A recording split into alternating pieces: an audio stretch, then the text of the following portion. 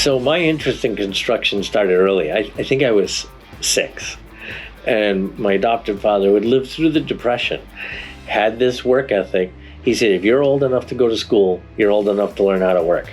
So at 6 years old, he put little blocks of wood on the pedal steer equipment we had that was, 50s vintage. And that's what I started to run. By the time I was 10 or 12 years old, I was a pretty decent operator. At 18, I took a job with an engineering company as an assistant field engineer, which taught me a lot. I learned a lot. 2 years later, I left that company and started another company. That was 1984. I was a small residential contractor for most of those years. Little, just, going along, doing fine. And I believe it was 2000, I signed a large contract with a company to do a lot of Division 2 and 3 work. It's a pretty big job for us. It was like a couple $1 million job. Well, it turned out to be what the court later described as a predatory contract.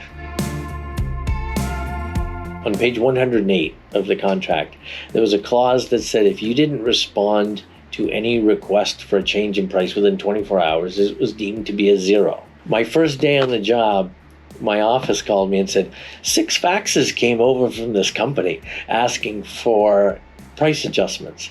And they all seemed so small.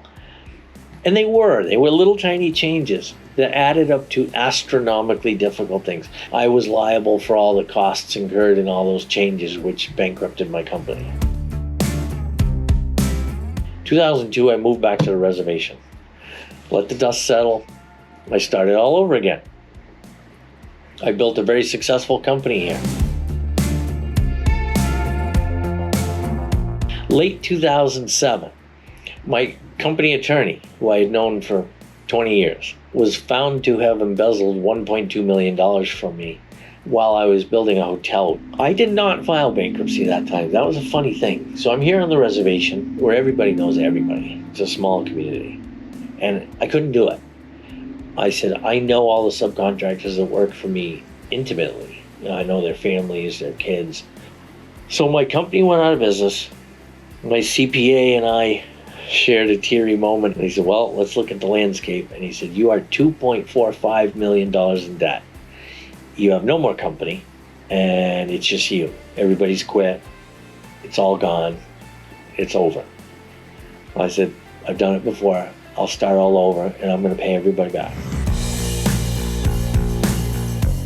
So for a brief period of time, I was homeless, and I lived in my truck with my dog. It made me realize I could survive more than I think I can.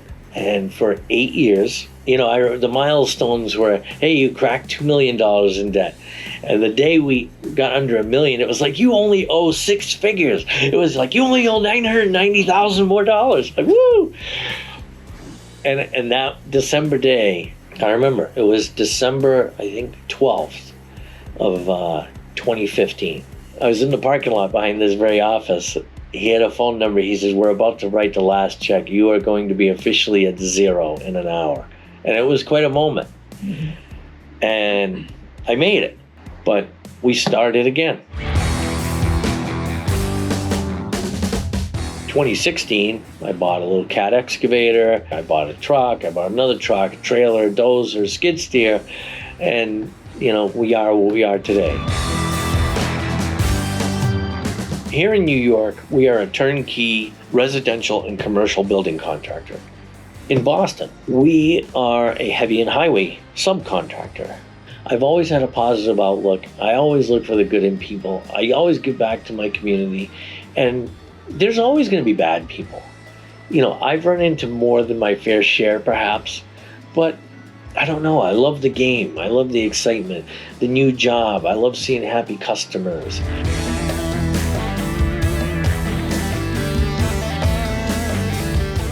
I can't envision a time where I would retire. I can envision a time I don't work 70 hours a week. I can see that. 40 would be nice. We've just never let anything stop us. We're very deadline driven, and we strive to be the best we can be. I don't care if we're pouring a little sidewalk for a municipality or we're doing a huge manufacturing facility. It's all about, let's do it the best that we can possibly do it. A lot of times it's not just the skill set. It's the willingness to work with others, the willingness to take direction. I look for that same desire in them, that they want to do a good job, that they're craftsmen that care about what they do. Operators that, it's very quick to see with an operator, for example, how much does he take care of the machine?